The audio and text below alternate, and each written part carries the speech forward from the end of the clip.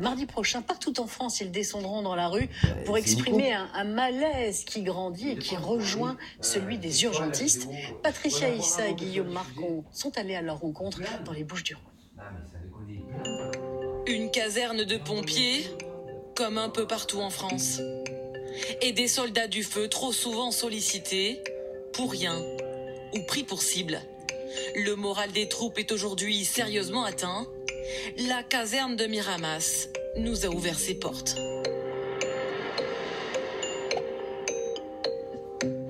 Bonjour. Patricia, bonjour. Bonjour, commandant Besson.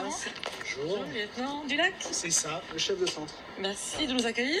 24 heures avec vous. Tout à fait. On va se rendre compte un petit peu de la vie d'une caserne. De la vie, des activités. Vous avez combien d'hommes ici ? 16 hommes la journée qui sont de garde et vous avez un effectif global de 120, 130 pompiers avec 40 pompiers professionnels et 90 pompiers volontaires. Eh bien c'est parti. C'est parti. On y va ? On va rencontrer vos hommes alors. Volontiers. À peine arrivé, déjà un appel pour un incendie.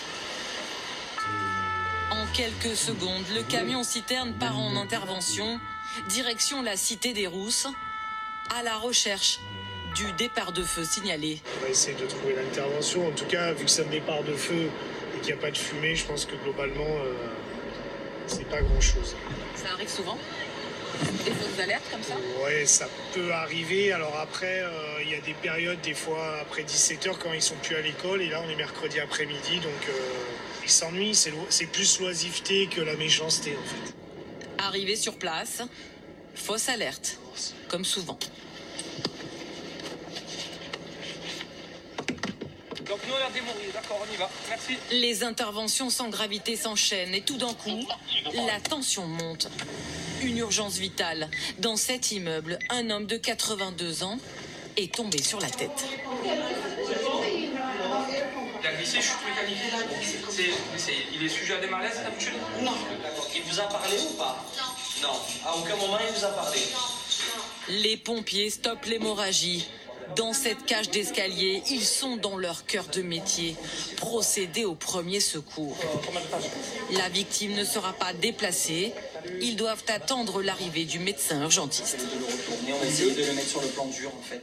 Allez, on le passe, on lui remet l'oxygène, on essaie de sortir une guédelle s'il vous plaît. Allez, on se dépêche. Durant 1 heure, pompiers et urgentistes vont travailler main dans la main.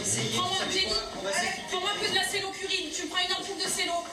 À l'extérieur, les voisins regardent le ballet des blouses blanches et des pompiers. À l'écart, le médecin urgentiste nous décrit une chaîne de secours à bout de souffle. Il y a un épuisement en fait, parce qu'à la fois il y a toute la permanence de soins à s'occuper, toutes les urgences vitales, le SMUR pour des hôpitaux comme nous qui font à la fois les urgences et le SMUR, et l'accumulation de tout ça, on a parfois l'impression d'être très seul. Là, lorsque je viens en SMUR, j'ai ce soir 2 collègues qui tiennent en fait les urgences et le secteur d'hospitalisation que nous avons. C'est très peu.